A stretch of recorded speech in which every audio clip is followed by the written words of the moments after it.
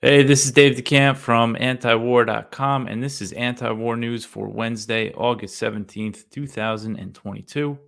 Let's get into it. The first story at the top of Antiwar.com: there's more blasts in Crimea. An explosion hit a Russian ammunition depot in northern Crimea on Tuesday, injuring two people in an incident the Russian Defense Ministry described as an act of sabotage.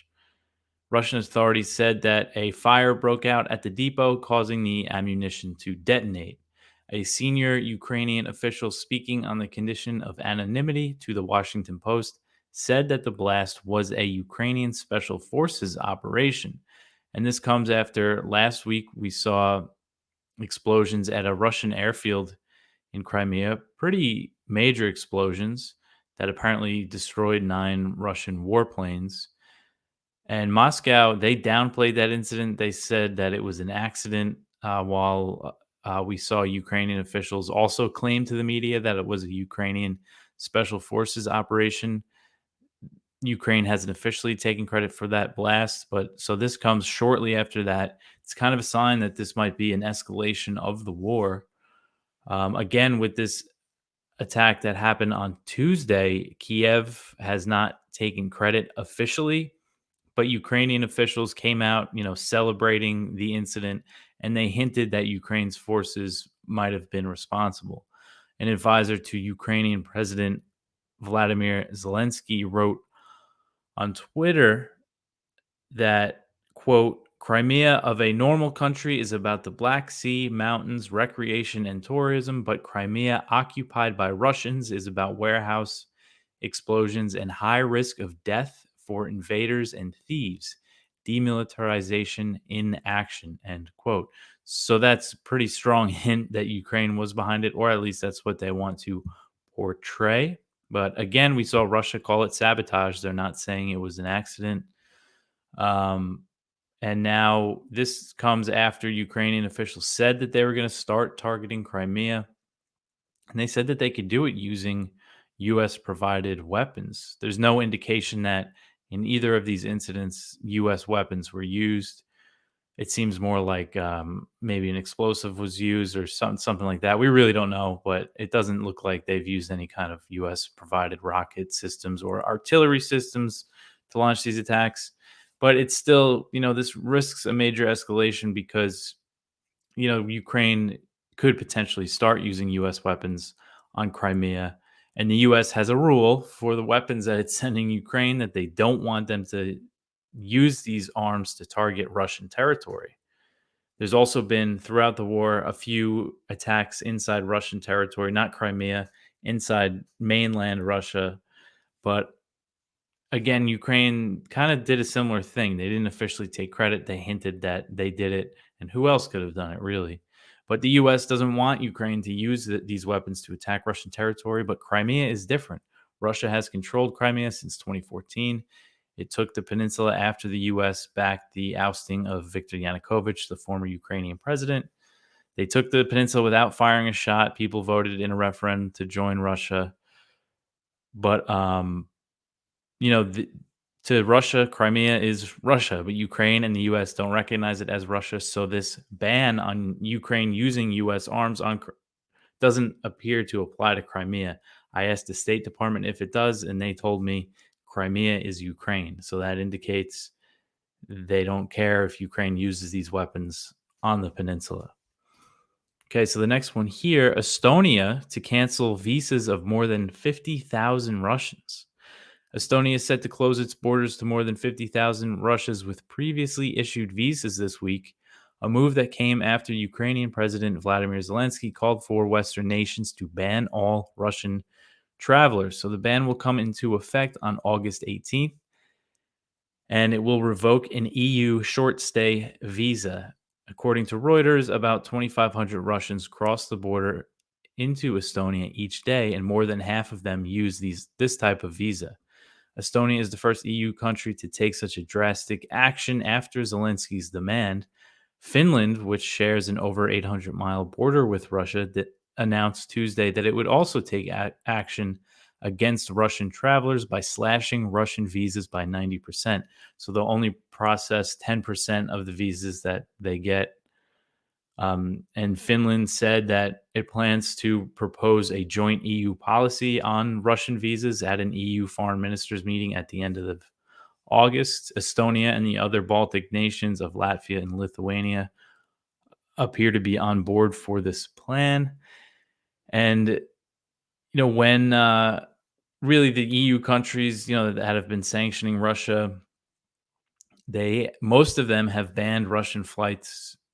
So Russians can't directly fly from Russia to most of Europe and most of North America too. But apparently there's Russian travelers, they're crossing into Estonia, they're crossing into Finland, and then flying from there. So they're not happy about that, I guess. Zelensky is not. And when Zelensky made this demand of the Western countries, of European countries, he said that the whole population of Russia was responsible for Putin's war in Ukraine and said that they should all be punished for it. And Estonia echoed Zelensky when justifying this ban that they put in place. The Estonian foreign minister said, quote, "We have to admit that Russian society, by and large, also bears passive moral responsibility for these atrocities which takes place on Ukrainian soil," end quote. So just imagine that standard being applied to the U.S. But again, this isn't going to hurt Putin. This is just going to make things more difficult for ordinary Russians. On the border of Estonia, there's a lot of relatives. Russians have relatives on the other side of the border. There's going to be some exemptions for these short stay visas that include if you're visiting an immediate family member. But the Reuters report quoted a Russian woman who visits her family's graves in Estonia, and that's why she goes over there a lot. And she's worried that this ban is going to affect her.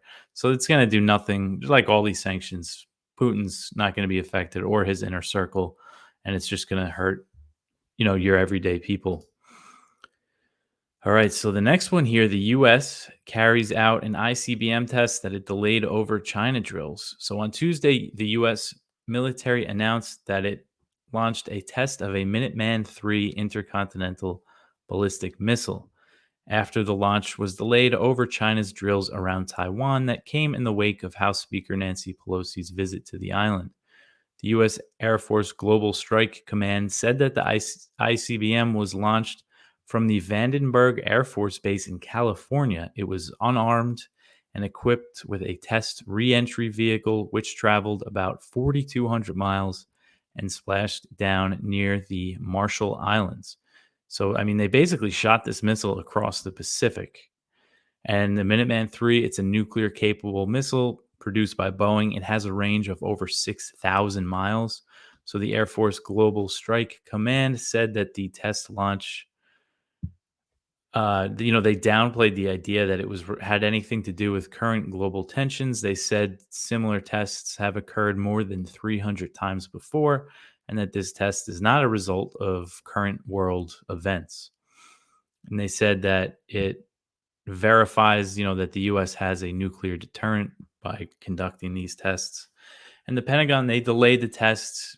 They said that they delayed this test because they didn't want to raise tensions with China.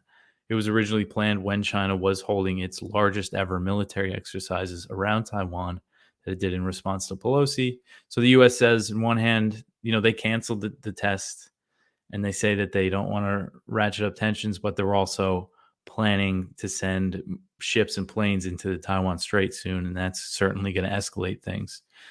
But I just mentioned at the end here, we saw the missile land near the Marshall Islands, and the U.S. has a very dark history of weapons testing in the Marshall Islands. From 1946 to 1958, 67 nuclear tests were conducted at these islands, most infamously known as the Bikini Atoll, where the U.S. forced the people that live there to leave the Bikini Islands, and then they destroyed it in nuclear tests. And to this day, it's uninhabitable due to the radiation levels. And the U.S. has refused to properly compensate, the people of the Marshall Islands that have health problems and stillborn babies because of the radiation levels. and the environmental damage that the testing has caused. Um, yeah, so there's still, testing stuff around there. Okay, so the next one here, China's U.S. ambassador says that the U.S. has gone too far over Taiwan. The Chinese ambassador to the U.S., Qin Gang, he held a press conference at a private home in Washington on Tuesday to discuss U.S. policy toward Taiwan in the wake of Pelosi's provocative visit. So Qin, he took his post in Washington last summer, said that the U.S. has gone too far and warned against further escalations as the U.S. military is preparing to send ships and planes into the Taiwan Strait. Kin said, quote, "We have noted what the U.S. military has said about the U.S. military exercises and navigation in the Taiwan Strait, but I call on the U.S. to refrain and exercise restraint and not do anything to escalate tensions. If there are any moves to violate China's territorial integrity, China will respond," end quote. So as I've mentioned many times, they China responded to Pelosi's visit by holding such big military exercises. And Kin said that he did everything he could to try to stop Pelosi's trip. And it seemed like he was frustrated that his diplomatic efforts, didn't make any progress. He said, quote, "I tried every means through every channel possible to prevent Pelosi's visit from happening," end quote. So, from China's perspective, the congressional delegations, we just saw another congressional delegation visit Taiwan. They landed on Sunday and then met with the president and Taiwanese lawmakers on Monday. It shows that the U.S. is moving away from the one China policy, which is really the foundation of U.S. China relations. They worked this out when relations were normalized in the 1970s. And Kin is kind of an interesting diplomat to me because he was appointed to Washington last July when U.S. China relations really at their lowest point since normalizing, lowest point in decades. And he brought kind of a message of good relations, but he wasn't afraid to, warn the U.S. against escalating tensions over Taiwan and in other areas. But ultimately, he says, the U.S. and China can benefit from each other's prosperity. We would be better as partners.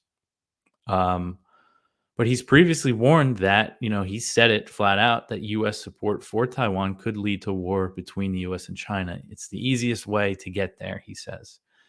And he reiterated this in a recent op-ed for the Washington Post, where he explained China's objection to Pelosi's visit. He said, quote, "Taiwan is one of the very few issues that might take China and the United States to conflict. Extra caution and a sense of responsibility are indispensable when it comes to Taiwan," end quote. So those two things, extra caution and responsibility, those are lacking in Washington. There's really nobody in Congress in the Biden administration that's saying we got to take it easy with China. We got to pull back. This is the direction things are going. There's no sign that the U.S. is going to ease up on this issue. And there's no sign that China is going to back down either. So they're on a collision course. Okay, so the next one here, we got two from Jason Ditz about Turkey shelling and launching airstrikes in Syria. So there was some fighting in the Syrian Kurdish border town of Kobane, that's on the Turkish border, and it escalated into a heavy exchange of artillery fire between the Kurdish YPG and the Turkish military. Mortar attacks by the Kurds killed a Turkish soldier and wounded four others. Meanwhile, the Turkish shelling killed a 14-year-old child and wounded five other civilians in the border region. Turkish officials claimed responses to the Kurds across the border area. They're saying that it killed YPG fighters, but just a little flare up there. And then there was also Turkey launched airstrikes against the Syrian border outpost near Kobane. Also, same thing in the same area. And these reports say that it killed at least 11 people that were labeled as fighters. It's not clear. Some reports say that 3 Syrian soldiers were killed. So, we've seen Turkey kind of signaling that it's going to launch a new invasion into northeast Syria. And this flare up could mean further escalation. And it's just a strange situation because, the U.S. backs the Kurds in the northeast there that Turkey considers to be, terrorists, and Turkey's a NATO member. It's just such a mess up in that area when uh, with Turkey and the U.S. being involved, and also Russia and Syrian troops. It's just there's just this all these scenarios where a major conflict could break out. And there's also in the Idlib province in the north, there's Al Qaeda and Turkish backed groups. It's just such a mess. And the US, doesn't help the situation by being in Syria. Really, if the US pulled out of Syria, stopped backing the Kurds have said many times that you know, a rapprochement with Damascus is an option for them. So if the US pulls out, they can work with Syria to prevent the Turkish invasion. But anyway, the next one here, the US and the EU say they're reviewing Iran's response to a nuclear deal proposal. So on Tuesday, US and EU officials said they are reviewing Iran's response to what the EU called its final proposal to revive the Iran nuclear deal, known as the JCPOA. Iran delivered a written response to the EU on Monday night. The EU said that they're studying it in consultation with the US and other JCPOA participants. State Department spokesman Ned Price also said that the US was studying Iran's response and in consultations with the EU. So a day earlier on Monday, Price accused Iran of making extraneous demands and said that there was no more room for negotiations, kind of signaling that the deal wouldn't be revived. But his comments on Tuesday, they sounded a little more positive. And then an EU official told Bloomberg that Iran's response was constructive. I should have said a little earlier that we don't know the details of the EU proposal and we don't know the details of Iran's response. It's kind of a guessing game. But Iranian media has reported that Iran's response addressed three outstanding issues. They didn't specify them.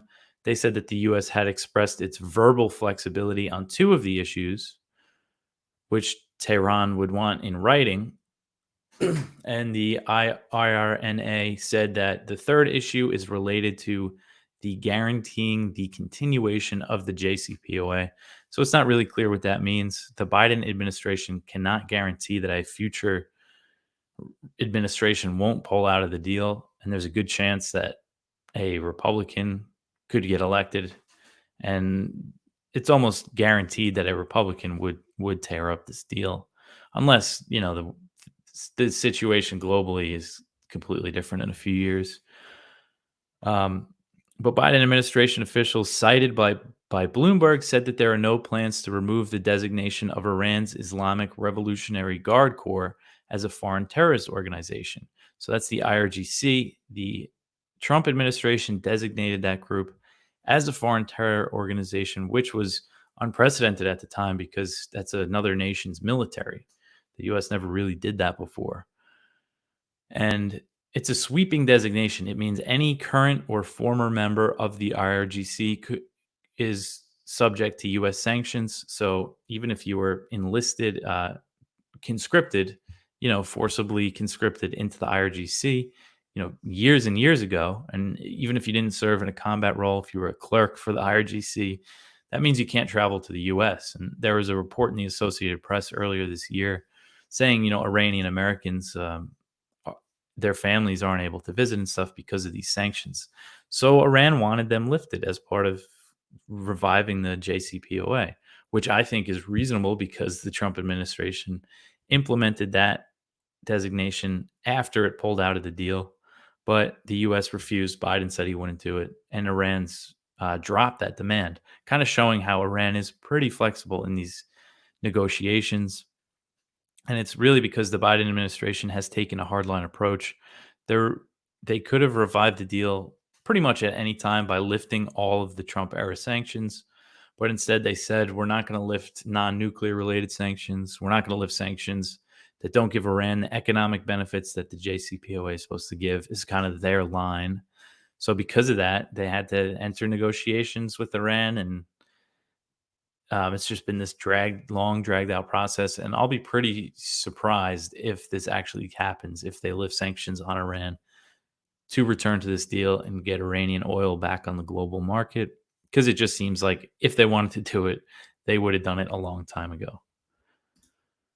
All right, so the last one here, Israel admits to killing 5 children at a cemetery in Gaza. So, Israeli military officials have admitted that an Israeli airstrike was responsible for killing 5 Palestinian children at a cemetery in Gaza during Israel's recent 3-day bombing campaign against the besieged enclave. The Israeli airstrike hit a cemetery next to the Jabalia refugee camp in northern Gaza on August 7th. After the incident, Israeli officials claimed that the children could have been killed by a misfired rocket launched by the Palestinian group Islamic Jihad, but Israeli military officials told Haaretz on Tuesday that an Israeli army inquiry into the incident found that Israel was to blame. And the victims' ages, they ranged from 4 to 17, and most of them were from the same family. And they were killed as they sat next to their grandfather's grave in the cemetery. So it was something that these kids did pretty often, was go to the cemetery to visit their grandfather's grave and hang out there in what you would assume would be a safe place, but they were killed by the Israelis. The 3-day bombing campaign killed 49 Palestinians, including 17 children. The bombardment started on August 5th. The initial Israeli airstrike killed an Islamic Jihad leader, but it also killed a 5-year-old girl and several other Palestinians. Israel is still claiming that some of the dead were killed by errant Islamic Jihad rockets, but that account has been disputed. There are some other incidents that we're not really sure what happened. The Israeli military's the Israeli military officials speaking to Haaretz claimed that a similar incident that killed 8 civilians was caused by an errant rocket. So we're just not sure about that situation yet. Either way, Israel started this bombing campaign. They launched it claiming that there was a threat from the Islamic Jihad, but there was no public threats. And it's just, we would have to take Israel's word to believe that there was. And after Israel agreed to a ceasefire in Gaza, we saw President Biden and other U.S. officials express strong support for this latest bombing campaign in Gaza. Biden said he was proud of U.S. support for Israel, and the U.S. ambassador to Israel said that the U.S. was fully supportive of the country's actions in Gaza. So that's it for the news today. We got a lot of good viewpoints as usual. If you want to contact the show, you could email me at news@antiwar.com. Follow me on Twitter, DM me there. Support the show, antiwar.com/donate. Subscribe on YouTube, even if you listen on audio. I just want to get those numbers pumped up. Pretty happy with how the show has started. We got a lot of listeners for a podcast that's only a few weeks old, and I appreciate all the positive feedback. And I will be back tomorrow with some more news. Thanks.